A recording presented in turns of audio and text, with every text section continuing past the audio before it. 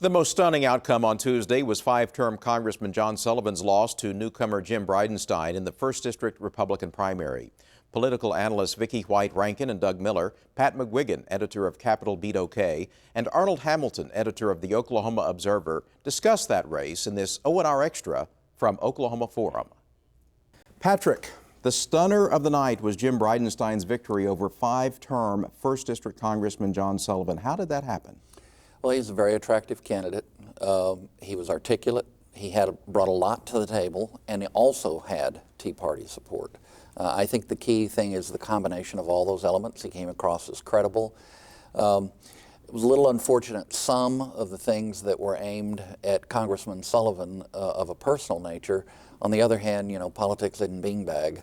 And at the end, I think the voters were looking for someone who'd be more of a leader than a good soldier. You know, in the Republican Army, Sullivan was inarguably a good soldier. I think a 95% plus conservative voting record. I think voters believe Bridenstine might be able to be a leader. Arnold, do you think that this was anti-incumbency at play as well? This was the first time that an Oklahoma congressman had lost since 1994, Mike Siner. He also lost in a primary. Right, right. No, I really do think, and I don't lay this off as some sort of a Tea Party win, because Bridenstine kept sort of an arm's length from what I understand from the Tea Party. But I think Sullivan, all politics is local and it's personal as well, and I think that a lot of the personal problems he had and absences and things that he said that created a lot of volatility in the community, I think it all worked against him at one time. It was a perfect storm that came together and toppled him. Vickie, voters have to decide to fire the incumbent before they can choose someone else. Why do you think that voters in the 1st District decided to fire John Sullivan? Well, I think there were a couple of issues at play here. I think there were more issues than we see at first blush. We've talked a lot about money in campaigns and the difference that money makes. And if you look a little more closely at this race, what you find is that there was a scope of practice fight of some significance going on, a big fight in the medical community where physicians and osteopaths were pumping a lot of money into the campaign on John Sullivan's side.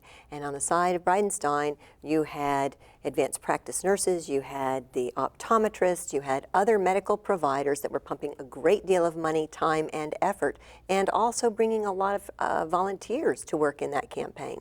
It made a huge difference in the end in terms of people on the ground and money with which to fund that campaign. Not a lot of people have heard about that, but I think it made a big difference. Doug, what does it say, if anything, about the Republican Party, that particular race?